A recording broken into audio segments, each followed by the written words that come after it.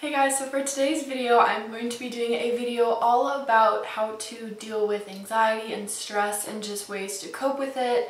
I'm going to be giving you guys a lot of tips and tricks and advice and things you can do to try to help. I've dealt with anxiety for several years now, and it's one of my New Year's resolutions slash one of my goals of the year to be more open with you guys about my life experiences, with the hopes of helping you guys. I still get emails. Today I just got an email saying that my How to Survive Your Parents' Divorce video is still helping people get through it and everything, and that means the world to me. And that is my goal of my YouTube channel, is to help people and share my life experiences. So I hope that through this video I can do that, and I hope I can help some of you guys out. Before we get into it, don't forget to stop watching and subscribe to join the family. My sign. And don't forget to turn on that bell so that you know whenever I upload. So without further ado, let's just get into this video. I just want to say a quick disclaimer. I am obviously not a professional. I'm just going to be simply sharing some techniques that I've learned through my own experiences that either other people have told me, or stuff that I've learned has helped from experience. So I hope that at least something in this video can help you guys. Not everything is going to help everyone, because everyone is different and everyone has certain things that will or will not help them. So you guys just kind of got to figure out what works for you. But I hope you guys still enjoy this video, and now let's do it. Let's get into it. Okay, so my first tip for you guys is my #1 tip, and it is to make lists. When you make lists, you can lay out every single thing that's in your head and just stick it onto a piece of paper so that you can, step 1, take that out of your mind, put it on a piece of paper so that you won't forget anything. And also, when you can see everything on a piece of paper, it makes it easier to prioritize and say, okay, well, this is due tomorrow, so I need to do this first. And okay, this I can wait a little bit because that's not due till next week. Or I don't have this quiz until 2 weeks, so I can do this last. It's so easy when everything you're thinking about is just on a piece of paper. You can see everything, and then you can prioritize what you need to do. And let me tell you how satisfying it is when you check everything off of that list. Oh my gosh, literally this is one of the #1 things I highly recommend. Even during finals week, I would just make lists whenever I was stressed. I wish I still had the Snapchat, but I Snapchatted a picture and I had 5 different lists with same stuff on it. It's just wherever I would be, I would get stressed and I would just write a list. Even if I already had that list done, I would write another list because it would just help me get rid of my stress.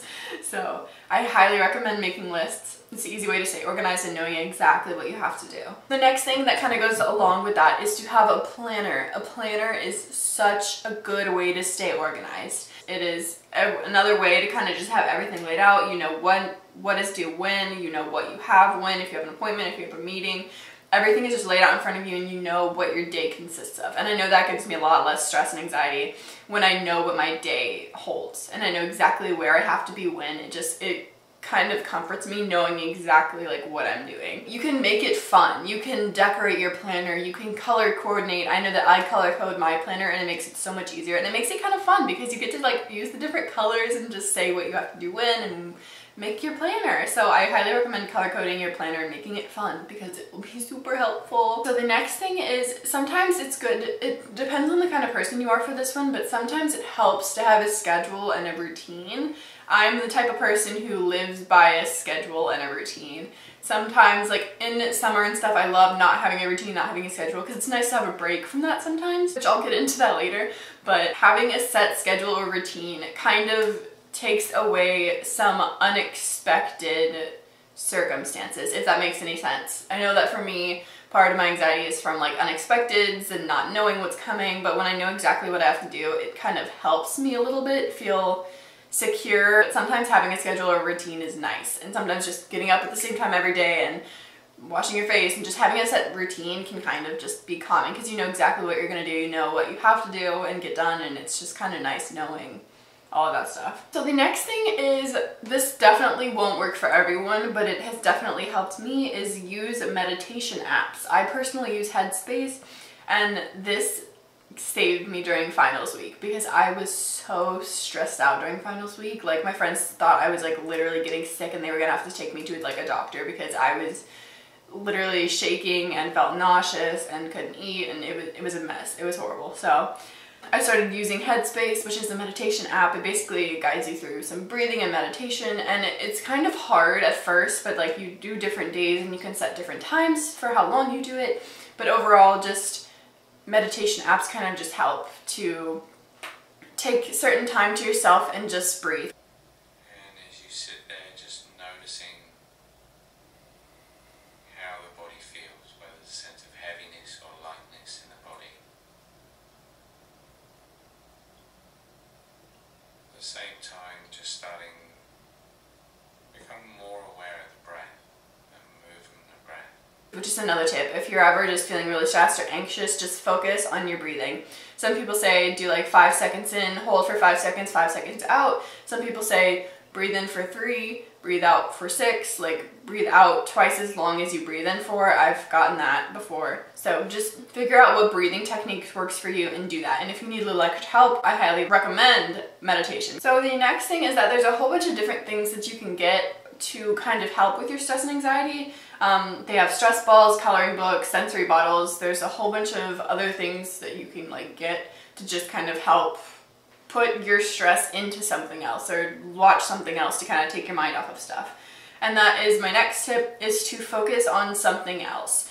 This can be whatever you need it to be. So if you're feeling really stressed and you're just laying down, something that really helps me is getting up and doing something. So whether that's exercising, whether that's going on a walk, like I personally, whenever I get really stressed, I go to the gym, which is super helpful because it's a good way to release endorphins in your brain, as well as you can go on a walk, do something you enjoy. Sometimes I do my makeup a lot. It's just very calming sometimes doing my makeup, and some of you out there know it's very therapeutic just doing your makeup. Sometimes it can just be very fun. But find something that you can do when you're feeling stressed that kind of takes away some of that stress, whether it's exercise, whether it's coloring in a coloring book, whether it's writing down all of your thoughts and feelings, whether it's talking to someone like a friend or a family member. Find what works for you and try to take your mind off of it so that you're not focusing on your stress and anxiety and how you feel. Like make a list, do literally anything to get your mind off of it. Because the more that you sit and dwell on how stressed you are, the worse it's gonna get. So the next thing is to set time limits to like clean or do homework. So I know that especially in college, homework is very overwhelming. So it really helps when you say, okay, if I do homework for an hour, I'm gonna take a 30-minute break, get something to eat, and then do homework for another hour. It's kind of going along with that whole schedule thing, where if you schedule time to do something, I don't know about anyone else, but it makes me more inclined to do it. Like if it's on my planner, I feel like I have to do it. That's why my gym is always on it, because sometimes I'm like, I don't wanna go to the gym, but I'm like, it's on the planner, I gotta check it off. So it's kind of motivation almost to go and get things done and to do things. So, and also writing stuff down holds yourself accountable for it. So it kind of adds that extra initiative, if that makes sense. But yeah, so take breaks. And also if you're like, especially during finals and midterms and stuff, if you guys are like studying and studying and studying, it is so important to take breaks. This is something that I really have recently learned, how important it is to take breaks, because your brain is gonna get overwhelmed and it's gonna stop memorizing stuff and stop comprehending what you're studying if it doesn't have breaks. Breaks are essential. Take a break, do a meditation, or go for a walk, or go to the gym, or go get something to eat. Do anything you can to just take a break and calm down for a little bit. So the next thing is to play with pets or animals. I highly, highly recommend going to a friend's house and playing with their pet, or going and volunteering at an animal shelter, or doing anything that you can to be surrounded by animals if you are an animal person, because animals are proven to reduce anxiety in people, and I know that I don't even know where I would be if I didn't have my dog and my cat. Like, they are my everything, and just, it's so nice when you're stressed out to just hold your animal, or to just love on your animal. I know a lot of times, a lot of colleges during finals weeks bring in like therapy dogs so that people can pet them and love on them. It's just so nice to love on an animal.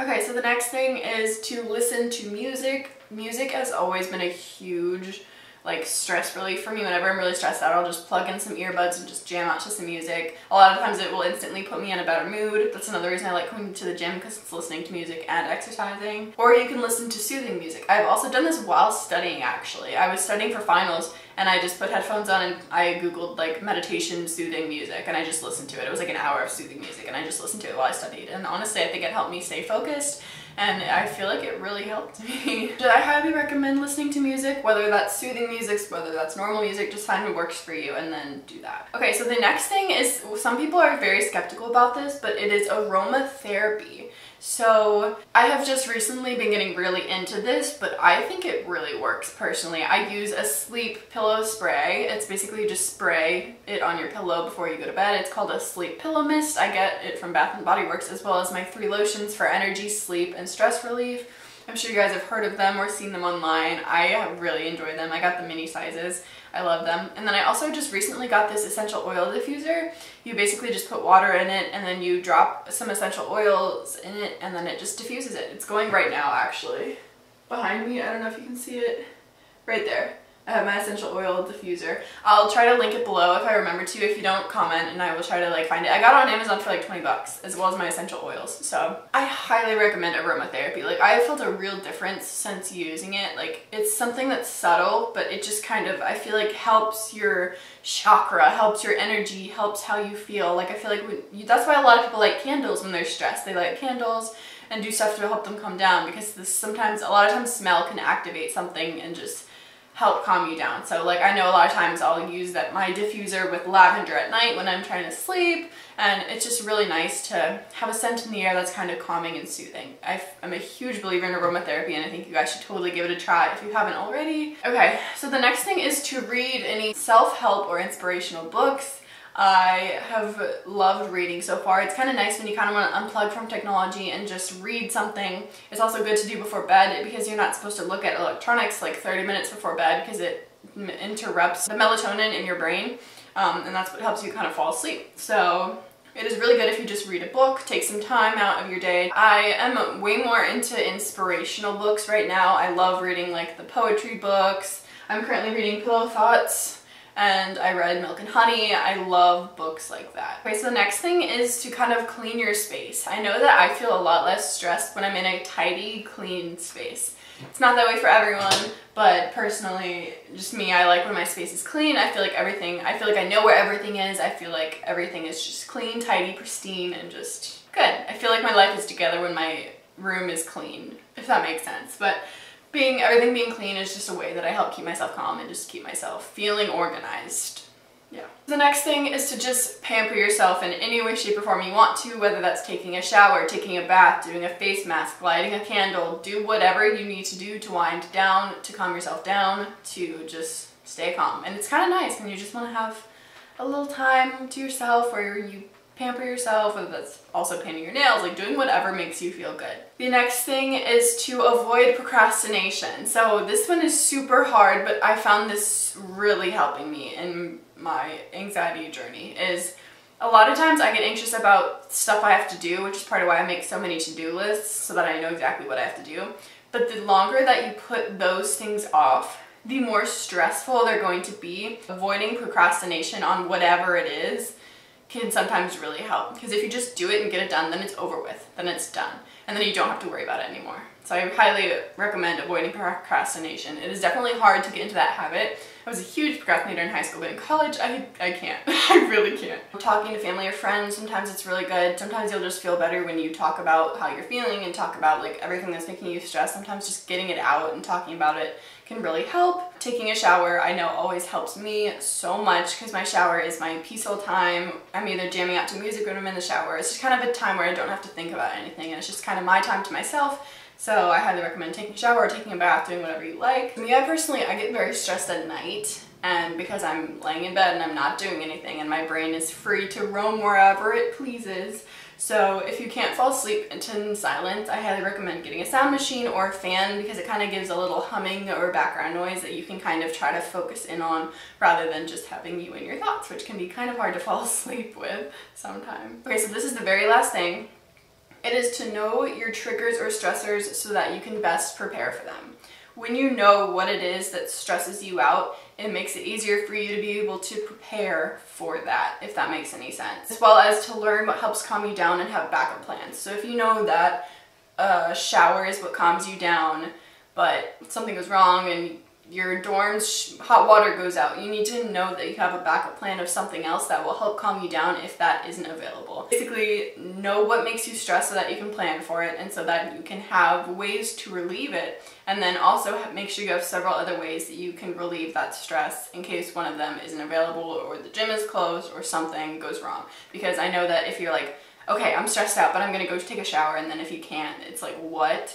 Like, what do I do now? And then it could throw you into a whole new frenzy. So know your triggers, know what makes you stressed, and know how to relieve it. And I hope that some tips and tricks I gave you throughout this video may be some new techniques that you guys use to help calm yourselves down or keep you stress-free. Alright guys, well that is it for this video. I really hope you enjoyed it. Don't forget to give it a thumbs up if you liked it, and if you want more videos like this, don't forget to comment below any video requests. Stop what you're doing and subscribe to join the family, and I will see you guys in my next video. I love you so much, and yeah, bye.